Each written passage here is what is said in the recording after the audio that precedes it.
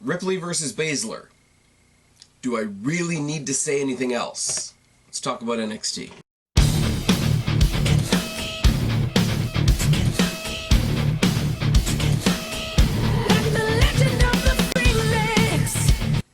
What's going on, everybody? It's your buddy, it's your pal, Phoenix, the YWC reality check for your September 11th NXT review. And hitting on that note, there's nothing that I'm going to say that's going to lend any more reverence or any more realism to the anniversary that we happen to be on tonight. I won't waste your time trying to put what September 11th means to us in Canada, to obviously our neighbors in the States, and the worldwide ripple effect of what happened in New York to the Twin Towers, etc. I'm not really going to do that. I hope you guys understand why, but obviously to the people who to this day are still feeling the I don't even know what to say, the reverberating effects from that, for what it's worth, my thoughts and prayers with all of them, because that's all you can really do at this point. I hope you guys understand what I mean by that. There's nothing that I can say. I have to acknowledge it because it is something that the world has to acknowledge, but there's nothing that I can say that's going to add to that narrative at this point, so I'm really just not going to try. That it is what it is. I'm sure other people will have other things to say, other people have memories to share, etc. I still remember sitting in co-op class when a teacher wheeled a TV into our classroom, turned on the news, and walked out of the classroom. That was how I was introduced to the events of that day, and I'm not going to say anything else because I don't know what to say. 18 or whatever it is years later, I still don't know what to say. So I'm not gonna muddy the issue by trying. Yeah, it's really bad, isn't it? Moving swiftly on into the housekeeping. I've tried to get in more into the habit of not promising you guys stuff that I know I can't deliver. It's why certain topical videos have fallen by the wayside. It's why the Q&A series is currently on a hiatus. But what I can tell you, what is concrete, is you can go back to my channel last week. We had the debut on this channel of Mr. Jake DeMarco. Jake DeMarco, who has his own channel that you should obviously check out, but he's also featured heavily over on OKFabe's channel, and most people know him from the Joe Cronin Show. I feel very lucky that he is his voice has been added to the collection of voices that I've had on this channel. We did a pretty lengthy and what I think was very constructive conversation about the current Sasha Banks situation, what I think about it. I know my opinions aren't popular. If you can put that to the wayside and you want to hear what we had to say, I know a lot of his fans came along with us for that particular conversation. It was a lot of fun. There's going to be more stuff coming from me and Jake in the future. In addition to, hopefully, we're going to do more stuff with Guapo, more stuff with Kristen, you know, the usual suspects on this channel, but adding a new voice to the channel is a lot of fun. We are already working on our next topical video, the last topical video that myself and Guapo did, and it's going to premiere live this Friday at 7 p.m. If you want to watch it live, if you want to join us in the chat, is going to be me and Guapo's discussion on the pending Wednesday Night War between NXT and AEW. We recorded that. We got it all up last night. The premiere is, as I say, this Friday at 7 p.m. If you want to join us for that, shout out to Guapo. It's a lot of fun. Kristen is going to hopefully join myself and Guapo for a Clash of Champions preview video, hoping to get that recorded tomorrow and out to you guys Friday as well. Also, on the other side of the coin, you guys know me and Kristen do a lot of the movie conversations, hoping to do a couple more of those, looking at sort of setting my sights on reviewing Joker when it comes out. I was going to review it, but it isn't really on the top of my list, really. I'm curious to see what it's going to be about. I'm curious to see how it's going to be, because the first part was really great, but it's not in my wheelhouse. It's not, you know, the Marvel, the DC. I really enjoy the Godzilla movies, even though we haven't talked about them. The It movie that a lot of people are talking about, it just doesn't hit me the same way. I'm thinking about doing one for Rise of Skywalker. I don't know whether she's going to join me for that or not, but we are, there's less, I'm losing my train of thought. I'm doing less on here that's just with my face. You guys know pretty much up until we get something like Mae Young Classic 3 or something like that, the only time you're going to really get a face-to-face with me, just flying solo, is doing the NXT review, and if NXT UK does a pay-per-view, because I don't think anybody else is watching NXT UK. But yeah, a lot of good stuff. So thank you to Jake for joining the team, I guess you could say, for lack of a better term. Thank you to Guapo for the video that you guys are going to see on Friday, 7 p.m. on Premiere. And to Guapo and Kristen collectively, who hopefully are going to get on with me tomorrow night and talk about the Clash of Champions. A lot of fun stuff coming up, and I really am, at this point on this channel, I am finding the conversational stuff a lot more fun. It's not that I don't like coming up to you guys, talking to you guys one-on-one. Who knows how that's going to change starting next week with NXT, the format of NXT changing, and me having to find a stream for the first hour and all that sort of thing. AEW may become a thing. If it's something that you guys want, let me know. You guys will let me know. You guys will let me know in the comment section down below. You guys will let me know on Twitter, as you do. But that's a couple things you guys can look forward to. Go back and watch the Sasha video that I did with Jake. Stay tuned on Friday for hopefully a Clash of Champions preview, but definitely the Wednesday Night War video that myself and Guapo did. Again, thank you to everybody involved. You guys are great. You guys help me make this channel a lot better. Let's talk about NXT UK for a second. That started out with Imperium coming out bragging that Walter beat Tyler Bate, what was it, like 2-3 weeks ago now at TakeOver Cardiff. The promo just dragged. I like Imperium. I like this whole like anti-chemistry they have. I compared it on social media and people chewed me up for it. I compare it to the Right to Censor back in the day, not because they're annoying, but because they are annoyingly anti-flamboyant. Like, there's no color, they're not rocketing down to the ring, they just sort of say their piece. They pass the microphone around with as little enthusiasm as possible, and then it moves on to Fabian Eichner and Marcel Barthel taking on the team of Danny and Harry. Who the fuck are Danny and Harry? It doesn't matter, because they got squashed and then they received a 4-on-2 beatdown after the fact. I will say, Walter doesn't look the same as when he debuted in NXT UK. I know a lot of you out there, especially those of you over in the UK scene, Fear the Spear, I'm looking at you, told me about Walter before he came to NXT UK, and the fact that he's just like, he's sort of like that monster among men, no pun intended, to Braun Strowman, but he really did have that skyscraper, giant among the mortals element to him. He looks really normal. He's still terrifying, don't get me wrong. It's like the Big Show. The Big Show is terrifying. If I ever met him in real life, he would chew me up and spit me out. But as a character on my TV, he looks really normal, and he looks kind of like a goofball at this point. They're not at that point with Walter yet, but they're getting there, and it's weird. We saw a replay, for reasons I don't really understand, of the Sid Scala-Cassius Ohno match from last week, and we're getting them again next week, and it's some sort of, I'm not familiar, but it's a British rounds match. There's three rounds of 5 minutes or some other ridiculousness.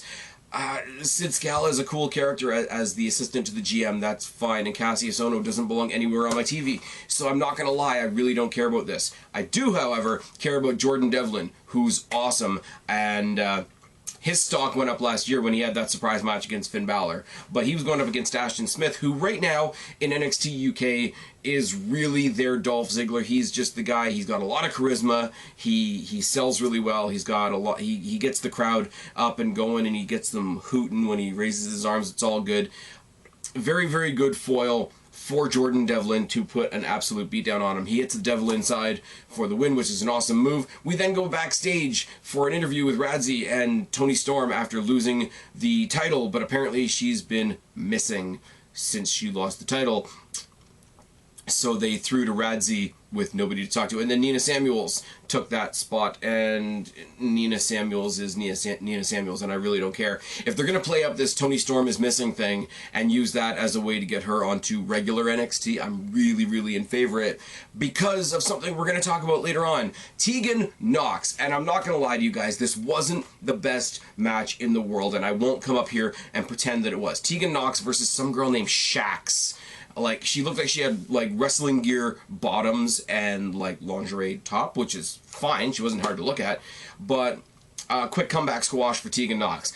I will forgive it though, and I got a lot of time for this only because Tegan Nox is a lot of fun to watch in the ring.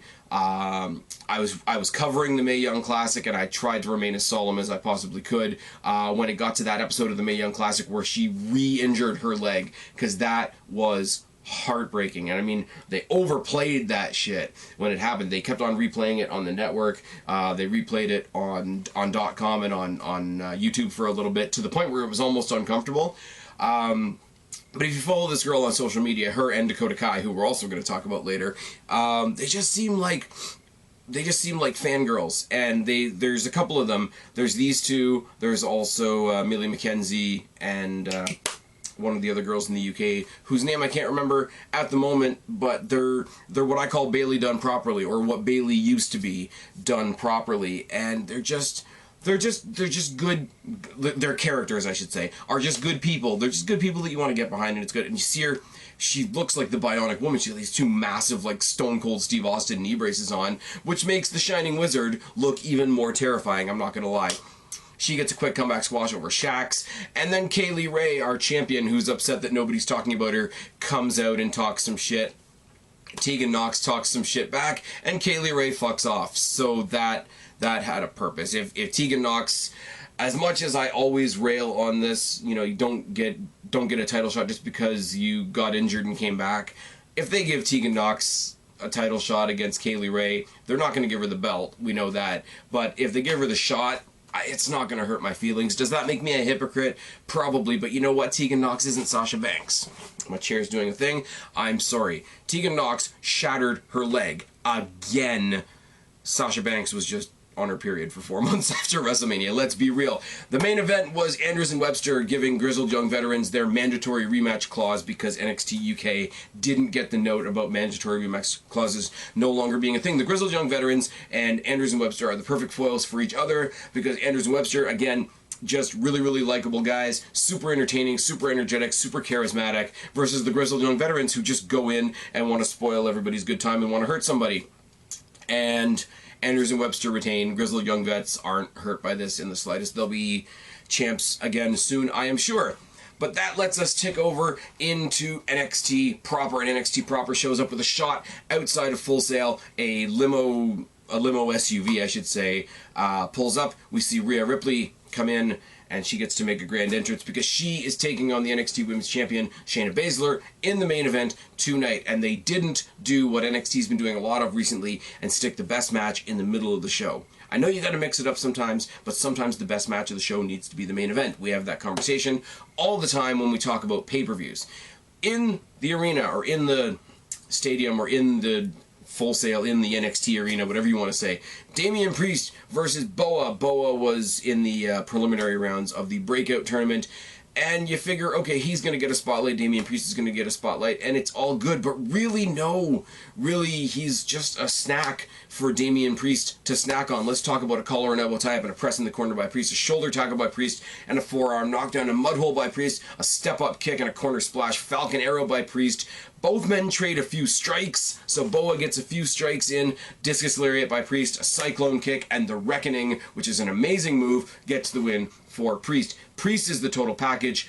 Priest is the combination of the Crow and Lestat from the Queen of the Damned, which is all good. He's got the entrance that I love. He does the whole archery thing where the name comes up in flames on the screen. He's a full package. Boa's out there, and he can kick occasionally. I'd like to see more of what he can do because I really don't have an opinion of the guy. This was not a showcase for him. This was a showcase for Damian Priest. We see a rematch, a recap of all the bullshit that's gone on between Dream and Strong. The video package includes him burning the couch last week, which clearly isn't Velveteen Dream's couch. It's an NXT prop, but whatever. We're gonna get all upset and all in a fluff because we think it's Velveteen Dream's couch because we're wrestling fans, and that's just the kind of shit that we accept. And it's announced that not only are we getting a North American Championship match next week on the debut episode of NXT over on USA, but they keep on specifying that it's happening in the first hour. And I was wondering why, because I forgot about a news thing that I heard last week.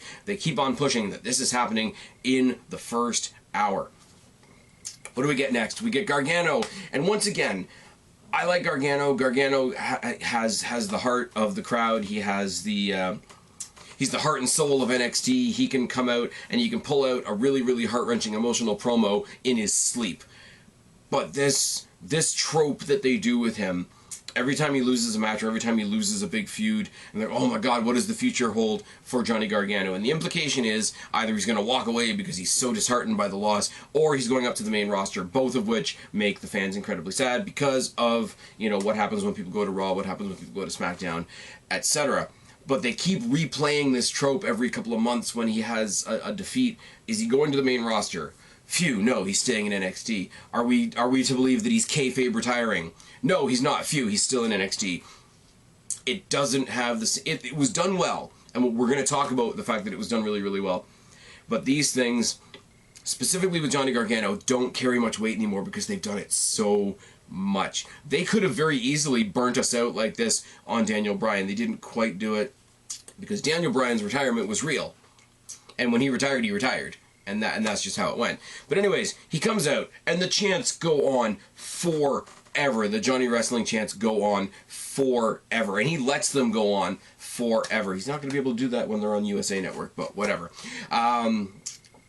He says that everybody's wondering what the future holds for Johnny Wrestling. Last time I was in this ring, I was falling off the top of a cage, and I woke up to "Thank You, Johnny" chants in the middle of the ring. That was at TakeOver Toronto. I was there. It was ridiculous with the big, huge, ridiculous cage that would have been shat on. Let's be real. If all those gimmicks on that cage had shown up at a main roster pay-per-view, people would have shat on that. But because it's NXT and we know it's going to be fine, it's going to be fine. He starts talking about how much he loves the brand.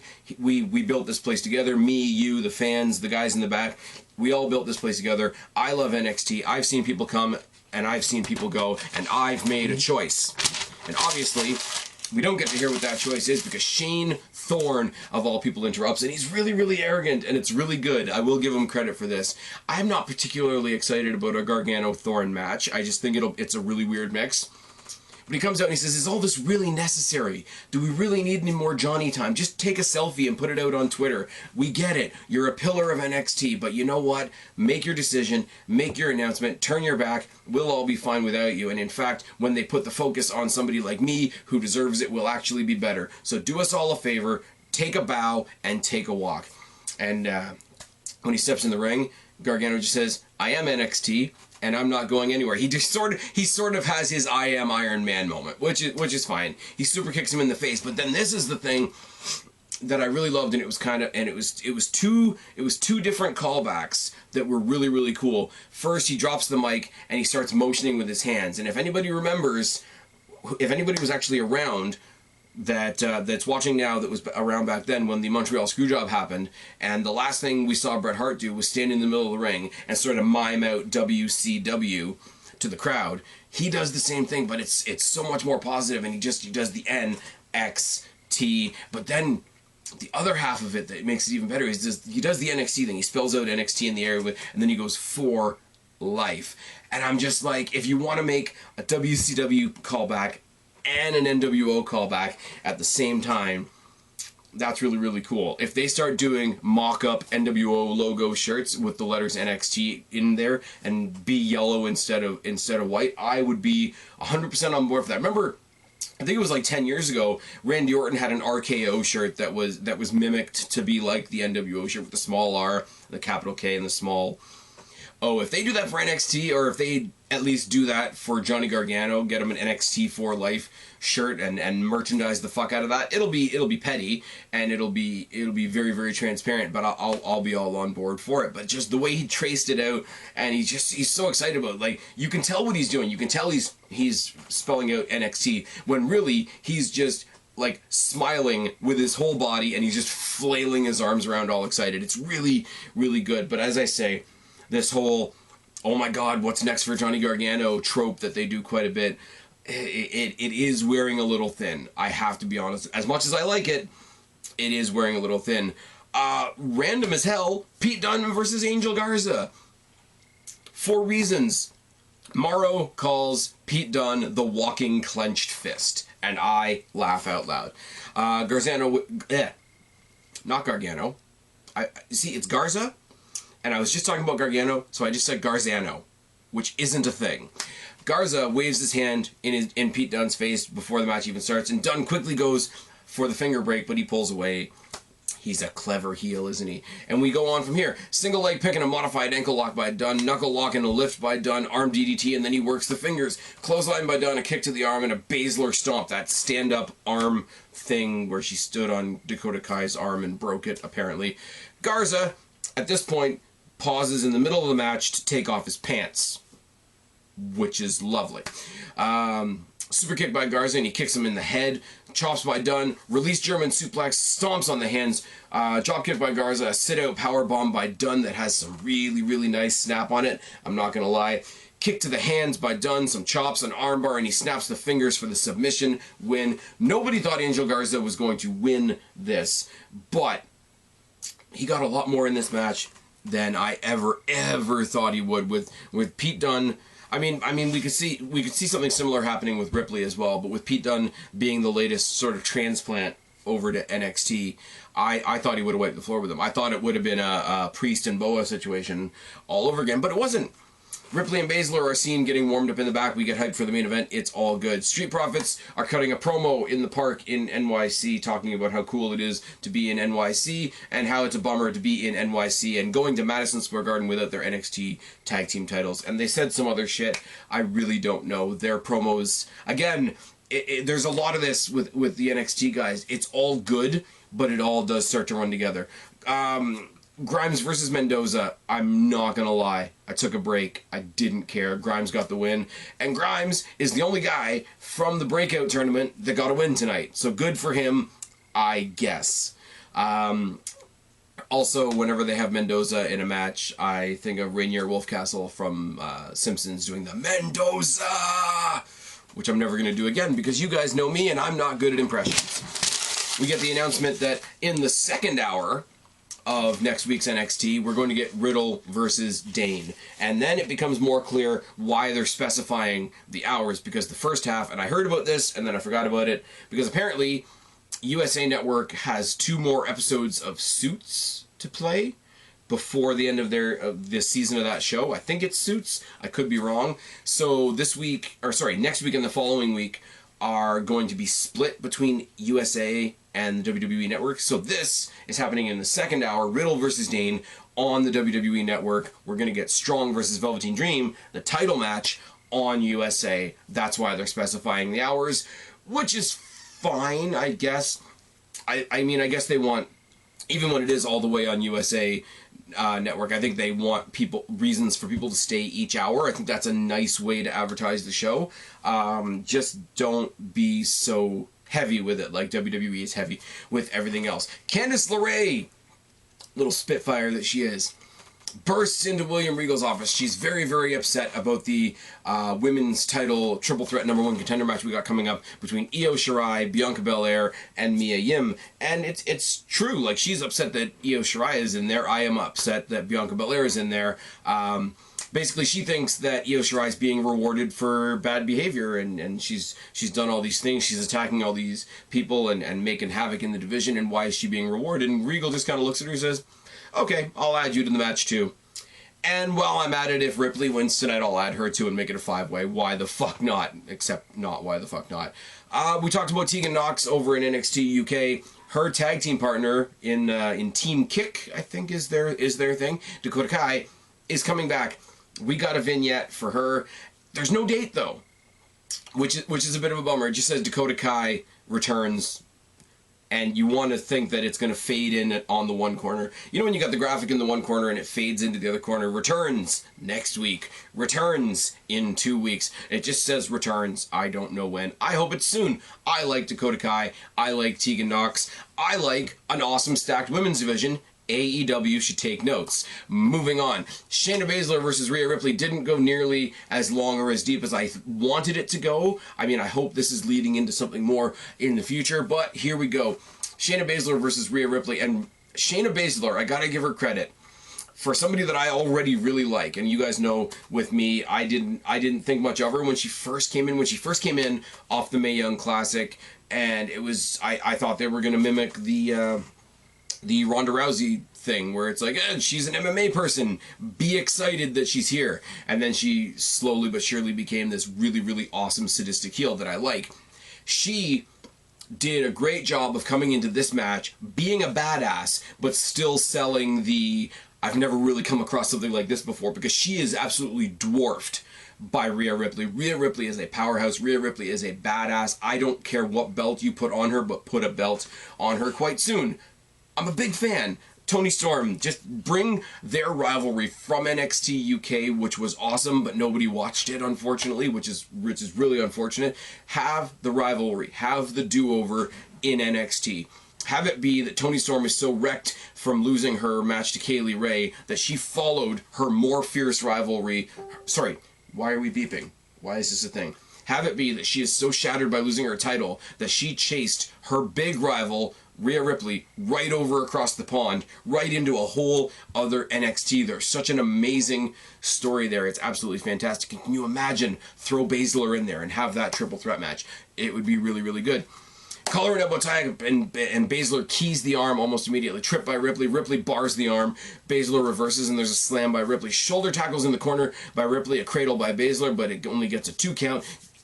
Excuse me.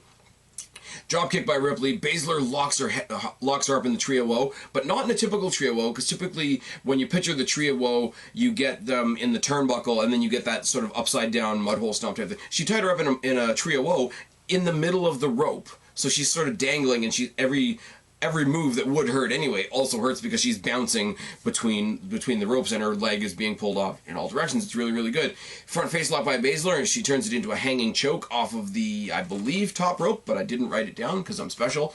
Ripley drop kicks BASZLER off of the top rope to the floor, and then picks her up in an electric chair and drops her face first on the steps. At this point, you see BASZLER, as I say, who used to be a real fighter, selling really well that she's sort of, not for the first time, because she's had good challengers. She had Io Shirai, she's had Mia Yim just recently. It's not the first time she's been in peril, but she's selling it like it's the first time that she's actually realizing the peril that she's in. Obviously, the Horsewomen come in. They're in matching outfits. I didn't write down who did what, but one of them ran into the ring. Ripley booted her out. They never got any offense in, so there was no disqualification, but BASZLER gets a chance off that distraction to hit a high knee, grabs a chair. Referee's warning her, hey, if you hit her with the chair, it's going to be a disqualification. Ripley grabs the chair, seeing the situation that's unfolding before her, takes a whack at BASZLER, gets disqualified, chases the Horsewomen up the ramp. I should say, chases them out of the ring. Horsewomen go up the ramp, and they're just sort of looking at her from afar. She plants that chair in the middle of the ring, takes a deep seat, calls them back to the ring, and she's standing tall in the center of that ring. She lost the match. BASZLER's announced as the winner, and she gets sort of like that heely half smile that a heel gets when they made the other person disqualify themselves. It's like, yeah, I just got my spine shattered with a steel chair, but hey, I won the match. But her standing tall in the middle of the ring, if she's staying on this NXT, and I know things are kind of fluid between NXT and NXT UK and 205, and I like that to a certain degree. Rumors flying all over the place today about the demise of 205 Live, but that's a different topic to be handled on a different day. I really hope that Rhea Ripley stays in NXT proper, because I've said it about her, and I've said it about Toni Storm too, but now it's starting to come to the forward. I like Toni Storm, I really do. I'm a huge fan of hers. I want lots and lots and lots of really cool shit for her. But Rhea Ripley's a fucking star, is she not? She's just a fucking star. And then we go to a pre-recorded promo in the back from the Undisputed Era. They're hyping up the fact that the prophecy is going to be fulfilled and Roderick Strong is going to be the last member of their group to get a belt, and we're all going to be draped in gold, when really it's just a thinly veiled NXT on USA promo, but it's done really well, and it's almost self-referential in the way that Adam Cole is winking and nodding and being sure to mention NXT and being sure to mention that they're moving on to the USA Network. So it's serving multiple purposes. Adam Cole, in a very, very different way from Rhea Ripley, Adam Cole is your total package WWE superstar. If the main roster was worth a damn, I'd be upset that Adam Cole wasn't already on the main roster. But it's not, so he's not, and I'm fine with that. Anyways, there's lots and lots of cool shit coming on. as I say, Ripley versus Baszler, this can't be the end of it. We got a lot of cool matches to look forward to on the debut on the USA Network. I don't know how watching it is going to work out for me just yet. You guys that watched my review a couple of weeks ago heard me rant about how basically we're not getting it broadcast on television in Canada, so I'm going to have to find somewhere to stream it here. I'm going to watch the second half on the WWE Network over there. I don't know what next week's review is going to look like. I am going to come up, I am going to talk to you guys, I just don't quite know what form that's going to take, so stay tuned.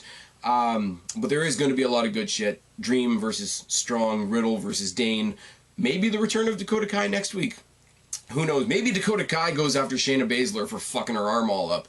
It's all good. UK's doing okay. If both of those brands, I can speak, I swear.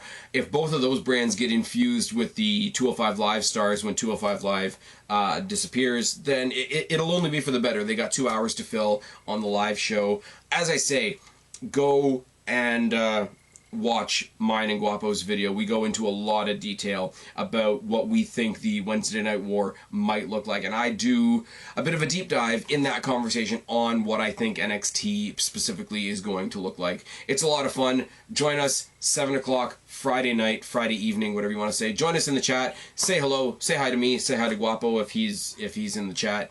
That's really, really cool. I'm rambling now. It's fine. Let's hope that NXT next week goes off without a hitch, because NXT is one of those things that we actually like in WWE, isn't it? Anyways, I've been Spaz, your YWC Reality Check. Subscribe up there, talk down there, start a conversation, keep all these conversations going. Don't be a stranger. I'll talk to each and every last one of you later, but for right now, I am tagging out. Bye, guys. Don't